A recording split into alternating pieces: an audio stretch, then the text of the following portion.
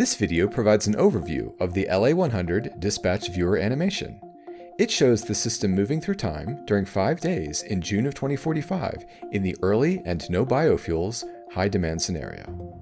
It demonstrates how a mix of renewable resources are used to balance supply and demand. The electricity load is shown as the solid line in the chart at the bottom of the viewer. The gray area in the map to the left is the LADWP service territory.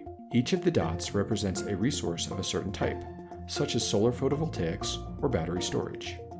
Their output varies depending on the supply of renewable energy or the local need for electricity. Many of these dots represent an aggregated set of smaller resources, such as distributed PV that is installed throughout the city. The aggregated output of these plants is assigned to a specific electrical node on the LADWP system, such as this collection of resources located near the Hollywood node. Some of the dots are larger generation facilities built at the location of LADWP's existing gas-fired generators: Harbor, Haynes, Scattergood, and Valley. We also show the contribution from generators located out of basin, but these generators are aggregated at the transmission collection point.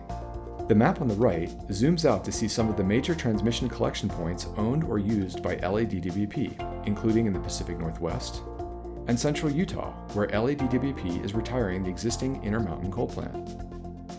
These out-of-basin resources are much larger than the in-basin resources, so we use a different scale for the dots in these two regions. As we move forward in time, we can see the change in contribution from the different resources both in-basin and out-of-basin. The biggest change we see is in the morning when solar output starts to rise. By 10 a.m., the supply of renewable energy exceeds LADWP's load of about 7,500 megawatts. At this point, we use incentivized load shifting, including flexible electric vehicle charging, to soak up some of this extra solar energy and avoid demand later in the day when the sun begins to set. Some of this energy is also stored, as indicated by the difference between the load line and the load with storage line. Then, as the sun sets, this stored energy is used to help meet the peak demand. LA100 scenarios rely on a number of storage resources, including the existing Castaic pumped hydro plant. It also relies on utility-scale batteries located both in and out of the basin.